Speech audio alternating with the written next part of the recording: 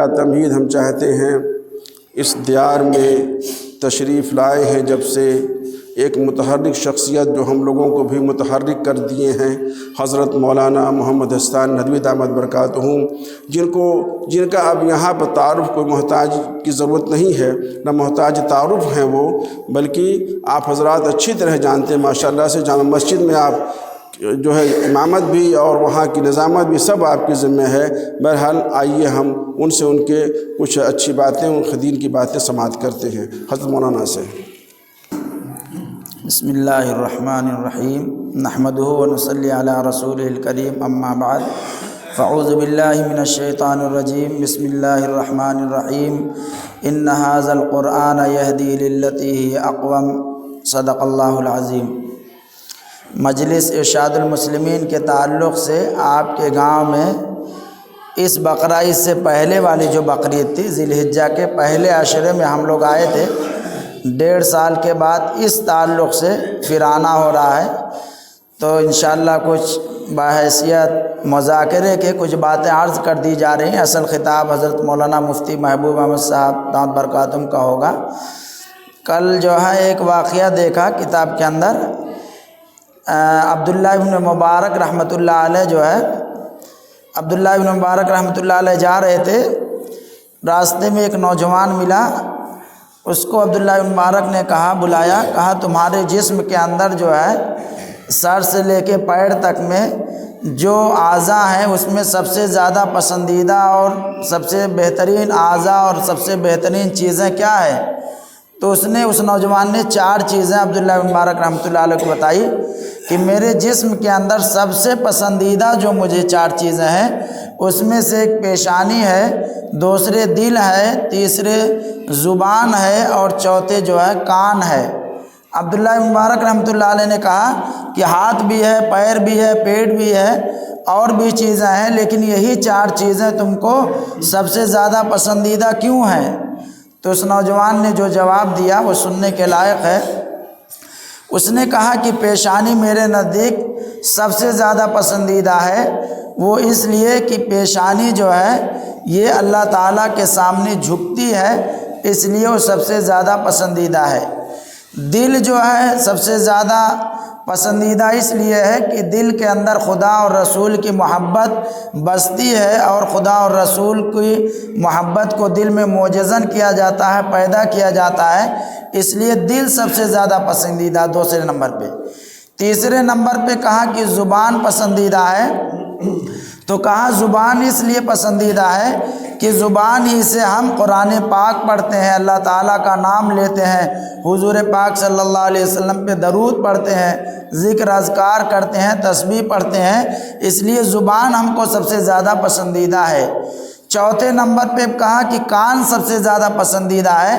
کان اس لیے پسندیدہ ہے کہ کان سے ہم اچھی اور بھلی باتیں سنتے ہیں، اور اس سے اللہ تعالیٰ کا ذکر، اللہ تعالیٰ کے نام جو اذان میں ہوتا ہے یا اور نماز میں جو ہے بولا جاتا ہے، وہ اچھی چیزیں ہم اس سے سنتے ہیں۔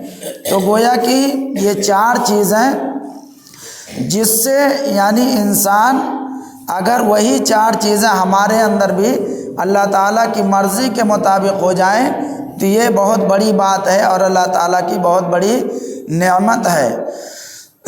چنانچہ پیشانی جو ہے یہ غیر اللہ کے آگے نہ جھکے، صرف اللہ تعالیٰ ہی کے سامنے، کسی پیر، کسی ولی، کسی مزار اور کسی جو ہے درگاہ پر اس کو نہیں جھکنا چاہیے، صرف اللہ تعالیٰ کے سامنے اور اللہ تعالیٰ کے حضور میں اس کو جو ہے جھکنا چاہیے پیشانی۔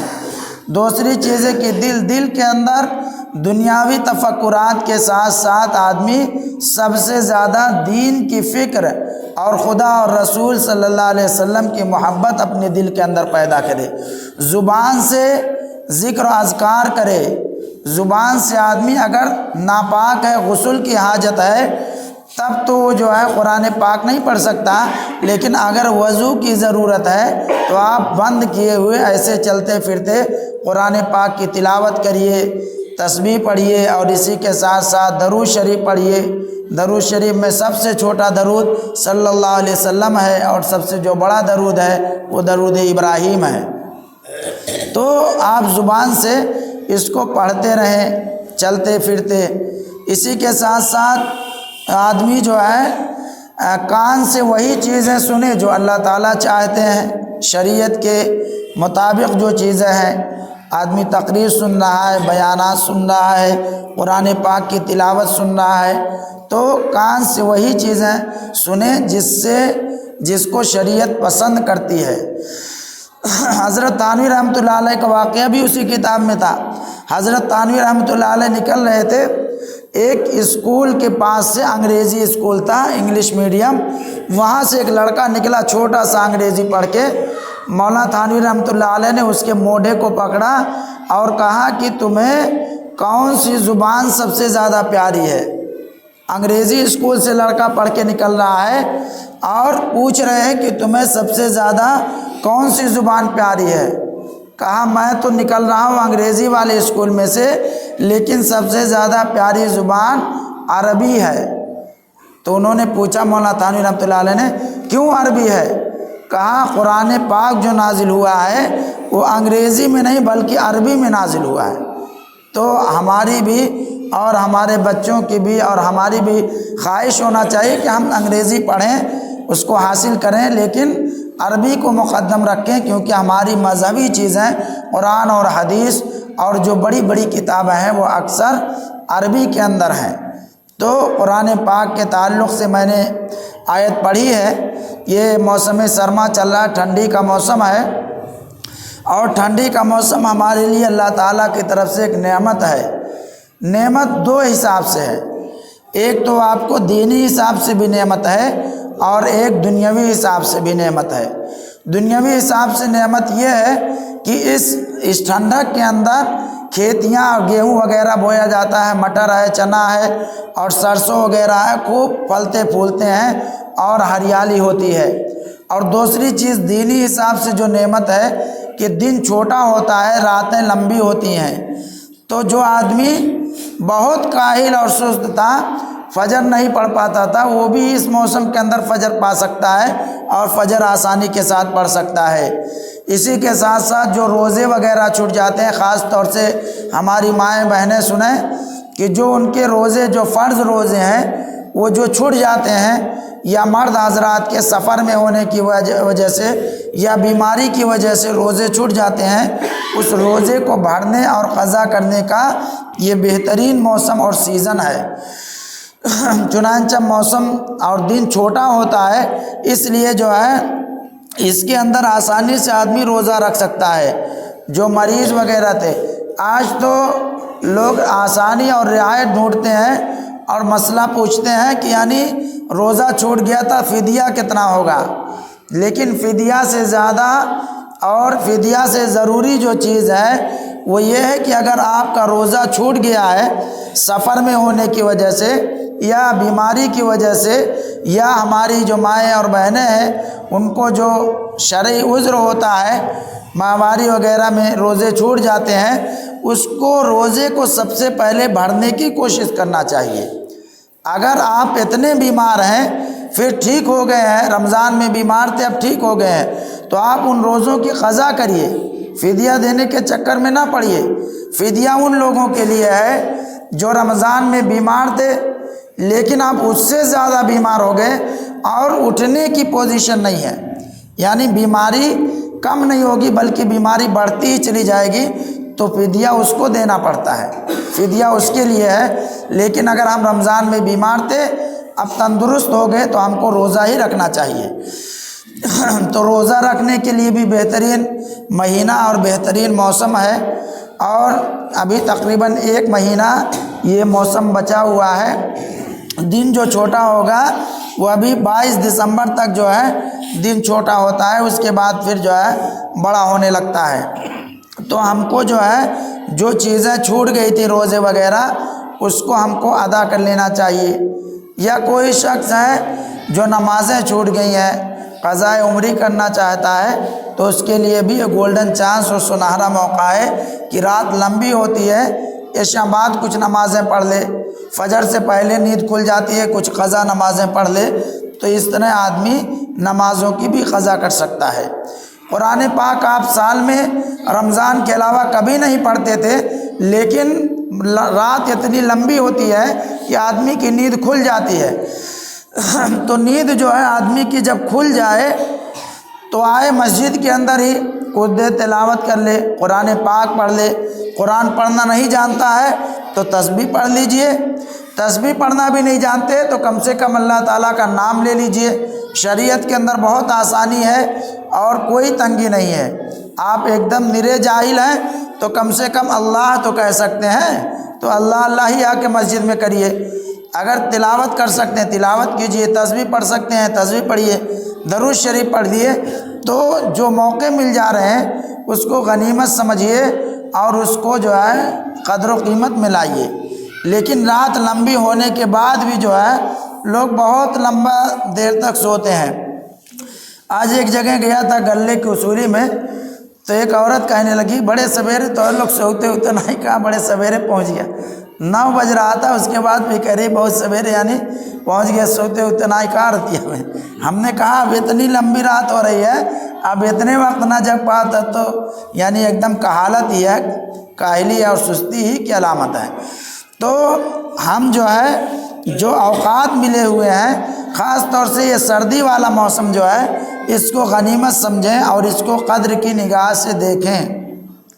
قرآن پاک جو ہے پڑھنے کے لیے آپ عشاء بعد بھی کچھ دیر تک پڑھ سکتے ہیں قرآن پاک، اور آدمی جو بھی نیکیاں کر لے اس دنیاوی زندگی کے اندر وہ بہت غنیمت سمجھنا چاہیے، کیونکہ موت کا کوئی ٹھکانہ نہیں ہے کہ موت آدمی کو کب جو ہے پہنچ جائے اور لاحق ہو جائے۔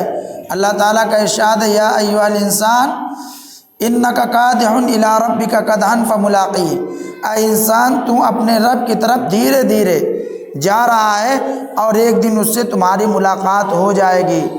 تو موت سے پہلے موت کی تیاری کرنا چاہیے، اور موت کی تیاری انہی چیزوں سے ہوگی۔ نمازوں کی پابندی کیجئے، ذکر اذکار کیجئے، تلاوت کیجئے، تسبیح کیجئے، اور جو آپ کے مرحومین ہیں جو اس دنیا سے جا چکے ہیں ان کے لیے بھی کچھ توشہ اور ان کے لیے بھی کچھ ہدیہ اور گفٹ بھیجتے رہیے۔ ان کا ہدیہ اور گفٹ یہی ہے کہ آپ ان کے لیے کچھ کار خیر کریں۔ کار خیر صرف آپ صدقہ دے دیں، ایصال ثواب کر دیں، قرآن خوانی کروا دیں، یہی نہیں، بلکہ آپ کو اپنی ذات سے بھی کچھ کرنا چاہیے۔ اپنی ذات سے مطلب آپ تلاوت کریں، ایک سورت آپ نے پڑھ لیا، قل اعوذ برب الناس یا قل اعوذ بالفلق، سورہ اخلاص، کوئی بھی سورت پڑھ لیں، آپ دل کے اندر سوچ لیں جو ہم نے پڑھا ہے اس کا ثواب ہمارے فلاں فلاں مرحوم کو اس کو پہنچے، بس آپ دل میں سوچ لیے، ثواب ان کو پہنچ گیا۔ اسی کے ساتھ ساتھ آپ تسبیح پڑھ رہے ہیں، قرآن پڑھنا نہیں جانتے ہیں تو ایک بار تسبیح پڑھ لیجئے، سبحان اللہ الحمدللہ وغیرہ، نیت کر لیجئے کہ جو ہم نے تسبیح پڑھا ہے اس کا ثواب جو ہمارے خاندان کے ہمارے گھر کے مرحومین ہیں ان کو پہنچ جائے، بس جو ہے آپ نے پڑھ لیا اس کا ثواب پہنچ گیا۔ درود شریف آپ پڑھ لیجئے، اس کا ثواب پہنچا دیجئے۔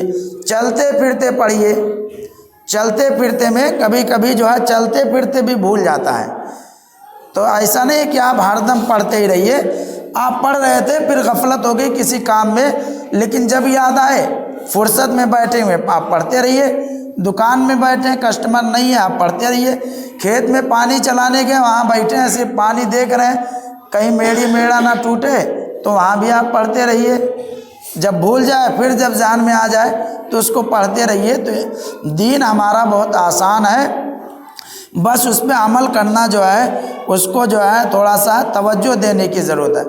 ابھی ڈاکٹر صاحب نے کہا کہ سنتوں کو زندہ کرنا، سنت ہم لوگ سمجھتے ہیں کہ بہت پہاڑ ہے زندہ کرنا، بہت آسان ہے۔ آپ کپڑا پہنتے ہیں، روزانہ کپڑا پہنتے ہیں، اتارتے ہیں، آپ کپڑا پہنیے، پہلے دائیں ہاتھ میں آستین ڈالیے، پیجامے میں پینٹ میں پہلے دایاں پیر داخل کریے پھر بایاں پیر داخل کریے، ایک سنت آپ کی ادا ہو گئی۔ آپ کپڑا اتارتے ہیں پہلے بائیں آستین اتاریں، پینٹ پیجامہ اتارتے ہیں پہلے بائیں پیر کا اتار دیں، ایک سنت آپ کی زندہ ہو گئی۔ آپ مسجد سے ابھی نکلیں گے بایاں پیر نکالیے لیکن دائیں پیر میں پہلے چپل ڈالیے، ایک سنت آپ کی زندہ ہو گئی۔ مسجد میں آتے ہیں بایاں پیر پہلے نکالیے چپل والا، پھر اس کے بعد دایاں پیر مسجد میں داخل کریے۔ تو یہ چھوٹی چھوٹی چیزیں ہیں، صرف توجہ کی ضرورت ہے۔ کپڑا تو اتارتے ہی ہیں، کپڑا تو پہنتے ہی ہیں، بس تھوڑا دھیان دیجئے کہ داہنا پیر یا داہنا ہاتھ پہلے کپڑے میں ڈالیں۔ اتارتے ہیں پہلے بائیں ہاتھ کا یا بائیں پیر کا کپڑا اتاریں، بس تھوڑا دھیان کی توجہ کی ضرورت ہے۔ بیت الخلاء میں جاتے ہیں بایاں پیر داخل کریے، نکلتے وقت تھوڑا دھیان سے نکلیے کہ پہلے دایاں پیر جو ہے آپ کا باہر آئے۔ تو یہ چھوٹی چھوٹی چیزیں ہیں، کوئی بہت پہاڑ نہیں سنتوں کو زندہ کرنا، صرف دھیان لگانے کی تھوڑا سا ضرورت ہے۔ ہم کھانا کھاتے ہیں بسم اللہ پڑھ کے کھائیں، ایک سنت زندہ ہوگی۔ کبھی بھول گئے بسم اللہ ولو آخرہ پڑھ لیجئے، کھانے کے بعد کی دعا پڑھ لیں۔ سونے جا رہے ہیں بستر کو جھاڑ دیں، یہ بھی ایک سنت ہے۔ پورا آپ بسترا یا کتھری جو بھی ہے چادر نہیں جھاڑتے ہیں تو کم سے کم رومال ہی سے 2-3 بار اس کو جھاڑ دیں، تب بھی سنت ادا ہوگی۔ ٹھنڈی کا موسم ہے، گدا ہے، چٹائی ہے، آپ نے بچھایا ہے، دری بچھایا ہے، اس کو جو ہے رومال سے جھاڑ دیجئے 3 بار، تو بھی آپ کی سنت۔ تو یہ دھیرے چھوٹی چھوٹی چیزیں ہیں، صرف دھیان اور توجہ کی ضرورت ہے۔ تو میرے محترم بزرگوں اور دوستوں، یہ جو موسم چل رہا ہے ٹھنڈی کا، اس کی ہمیں قدر و قیمت کو پہچاننا چاہیے، اور خاص طور سے جو میں نے قرآن پاک کی آیت پڑھی ہے اس کے اندر یہی ہے کہ اللہ کے رسول صلی اللہ علیہ وسلم نے فرمایا، اللہ تعالیٰ نے فرمایا کہ یہ قرآن تمہیں سیدھے راستے کی رہبری اور رہنمائی کرتا ہے۔ تو قرآن پاک پڑھنے کا بہت ثواب ہے۔ حدیث پاک کے اندر ہے، اللہ کے رسول صلی اللہ علیہ وسلم نے فرمایا من قرأ حرفا من کتاب اللہ فلہ 10 امثالھا، کہ جس نے قرآن پاک کا ایک حرف پڑھا اس کو 10 نیکی ملے گی۔ اور اللہ تعالیٰ کے رسول صلی اللہ علیہ وسلم فرماتے ہیں ولا اقول الف لام میم حرف، میں یہ نہیں کہتا کہ الف لام میم تینوں ایک ہے، تینوں الگ الگ حرف ہے، بل الف حرف و لام حرف و میم حرف، الف الگ حرف ہے، لام الگ ہے، میم الگ ہے۔ تو الف لام میم صرف آپ نے پڑھ لیا تب بھی آپ کو 30 نیکیاں مل گئیں۔ آپ کو نہیں جو ہے سورت یاد ہے، آپ نہیں قرآن کھول رہے ہیں، سورت بیٹھے بیٹھے مسجد میں آ گئے، جو صورتیں 1 منٹ باقی ہے جو صورتیں یاد ہیں پڑھ لیجئے۔ 4 صورتیں یاد ہیں، 2 صورتیں یاد ہیں، 10 صورتیں یاد ہیں، اس کو آپ پڑھ لیں۔ تو قرآن پاک کو جو ہے آدمی پڑھے۔ حضرت مولانا شاہ محمود الحسن صاحب، محمود حسن گنگو، حضرت شیخ الہند کا واقعہ جو ہے مولانا سید سلیمان ندوی رحمۃ اللہ علیہ نے ایک مضمون میں لکھا ہے کہ مولانا جب جو ہے مالٹا کے جیل کے اندر 4 سال رہے، جب مالٹا کی جیل سے باہر آئے ہیں شیخ الہند محمود حسن دیوبندی رحمۃ اللہ علیہ، تو انہوں نے کہا کہ میں نے وہاں 2 چیزوں کا فقدان دیکھا۔ ایک تو یہ ہے کہ مسلمانوں کے اندر آپس کے اندر رسا کشی اتنی زیادہ ہے، آپس کے اندر اتنا زیادہ دل مختلف ہیں، اور دل جو ہے ایک دوسرے سے اتنے زیادہ دور ہیں کہ ان کے اندر اتحاد و اتفاق نہیں ہے۔ دوسری چیز میں نے دیکھا کہ مسلمان قرآن سے دور ہے، تو انہوں نے کہا کہ ہم نے جو ہے وہیں سے تہیہ کر لیا مالٹا کی جیل سے کہ جب آپ جائیں گے جیل سے چھوٹ رہے ہیں تو ہم 2 کام کریں گے۔ ایک تو یہ ہے کہ مسلمانوں کے اندر اتحاد و اتفاق پیدا کریں گے، دوسری یہ ہے کہ مسلمانوں کو قرآن سے جوڑیں گے۔ قرآن سے جوڑیں گے کس طرح؟ تو جوڑنے کے لیے انہوں نے 3 سبیل اور 3 تدبیر اختیار کی۔ انہوں نے کہا کہ مسلمانوں کو قرآن سے جوڑنے کے لیے پہلی چیز یہ ہے کہ ہم مدارس اور مکاتب کو قائم کریں گے، مکتب کو قائم کریں گے، اس میں قرآن کے الفاظ پڑھائے جائیں گے۔ مدرسوں کو قائم کریں گے اور ان مدرسوں کے اندر قرآن پاک کی تشریح سکھائی جائے گی بڑے بڑے اداروں کے اندر، اور درس قرآن کا سلسلہ شروع کریں گے، وہاں مسلمانوں کو قرآن سے ربط پیدا کیا جائے گا۔ بچوں کو قرآن سے ربط کرنے کے لیے مکتب میں بھیجا جائے گا، اور بڑوں کا اس سے زیادہ عمر والوں کے لیے مدرسوں میں داخل کروایا جائے گا، اور بوڑھے اور بڑوں کے لیے جو ہے قرآن سے ربط اور محبت پیدا کرنے کے لیے درس قرآن کا سلسلہ شروع کروں گا۔ یہ مولانا محمود حسن دیوبندی رحمۃ اللہ علیہ نے ارادہ کیا اور تہیہ کیا اور عزم کیا، اور اس کے لیے کوشاں بھی رہے۔ تو میرے محترم بزرگوں اور دوستوں، ہم کو بھی جو ہے قرآن پاک سے جڑنے اور اپنی شریعت سے جڑنے اور سنتوں کو زندہ کرنے، اور اسی کے ساتھ ساتھ جو ہے اپنے مرحومین کے لیے توشہ جمع کرنے، اپنے لیے مرحومین کے لیے ہدیہ اور گفٹ بھیجنے کا یہ بہت سنہرا موقع ہے۔ جو ہماری نمازیں چھوٹ گئی تھیں یا روزے قضا ہو گئے تھے، اس کو ہم جو ہے اس مہینے میں پورا کر لیں۔ ٹھنڈک کا سیزن چل رہا ہے، اس کو غنیمت سمجھیں، اور اس کے اندر راتیں لمبی ہوتی ہیں، اس میں بھی آدمی کچھ دیر عبادت کر لے۔ جو کبھی نہیں تہجد پڑھ پاتا تھا وہ اس مہینے میں آسانی سے پڑھ سکتا ہے، اگر آپ عشاء کے بعد جلدی سونے کا معمول بنائیں۔ تو یہ مختصر باتیں تھیں جو بہت آسان بھی ہیں اور بہت کارآمد بھی ہیں۔ امید ہے کہ آپ حضرات اس طرف توجہ فرمائیں گے۔ وآخر دعوانا الحمدللہ رب العالمین۔